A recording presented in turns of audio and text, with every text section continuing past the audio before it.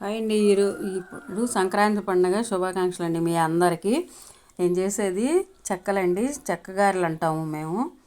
ఈ కావలసిన పదార్థాలు: వరిపిండి 2 కేజీలు, దీనిలో పచ్చిమిరపకాయలు, అల్లము, జీలకర్ర, కరివేపాకు వేసి మిక్సీ పట్టుకున్నానండి. ఇది వేయించిన శనగపప్పు పావు కేజీ సగ్గుబియ్యం నానబెట్టి ఉంచుకున్నాను, సరిపడా ఉప్పు. ఇప్పుడు చేసే విధానం: నానబెట్టిన సగ్గుబియ్యం ఒక లీటరున్నర నీళ్ళు పోసుకున్నాను, మరగబెట్టుకున్నాను. దానిలో ఇప్పుడు ఈ సగ్గుబియ్యం వేసుకొని ఉడకబెట్టుకోవాలి. బాగా ఇలా కలుపుకొని ఉడకబెట్టాలండి. అల్లము పచ్చిమిరపకాయల పేస్ట్ వేస్తాను.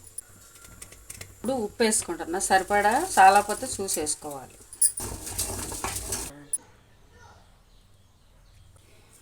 కళాయి పెడుతున్నాను.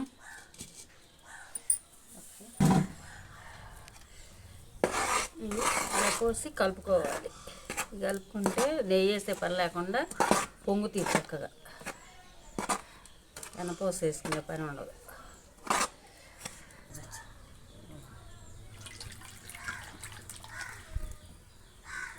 వాయికి కొంచెం శనగపప్పు, వేయించిన శనగపప్పు వేసుకుని ఇట్లా కలుపుకోవాలి. నూనె కాగాక పప్పలు వేసుకోవాలి. ఇలా కాల్చుకొని తీసుకోవాలి.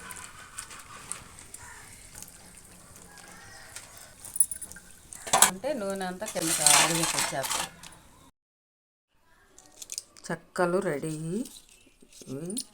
ఇవన్నీ చూడు ఎలా గుల్లగా వచ్చాయో.